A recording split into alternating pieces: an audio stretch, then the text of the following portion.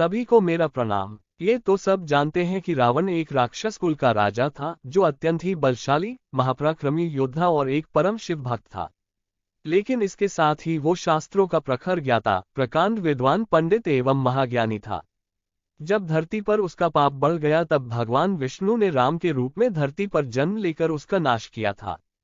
प्रभु श्री राम और रावण के घमासान युद्ध के चलते जब श्री राम ने रावण को मार गिराया तब रावण ने मरने से पहले भगवान राम के छोटे भाई लक्ष्मण को कुछ उपदेश दिए थे, जो आज के समय में भी लोगों के लिए सफलता की कुंजी है। रावण जिस समय मरणासन अवस्था में था तब भगवान राम ने लक्ष्मण से कहा कि इस संसार से नीति, राजनीति और शक्ति का महान पंडित विदा ले रहा है। तुम उसके पास जाओ और उससे जीवन की कुछ ऐसी शिक्षा ले लो जो और कोई नहीं दे सकता। भाई राम की बात मानकर लक्ष्मण मरणासन अवस्था में पड़े रावण के सिर के पास जाकर खड़े हो गए। लक्ष्मण काफी देर तक रावण के सिर के पास खड़े रहे, लेकिन रावण ने उनसे कुछ नहीं कहा। इसके बाद लक्ष्मण वापस लौट आए और प्रभु श्री राम से सारी बातें बताई।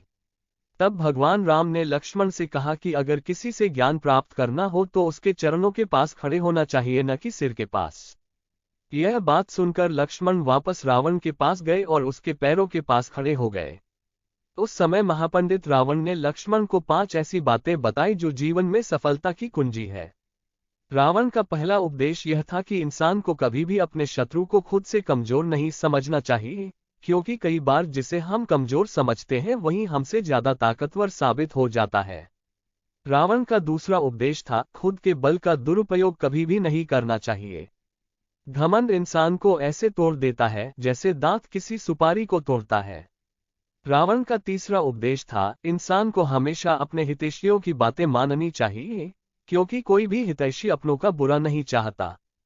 रावण का चौथा उपदेश था हमें शत्रु और मित्र की हमेशा पहचान करनी चाहिए।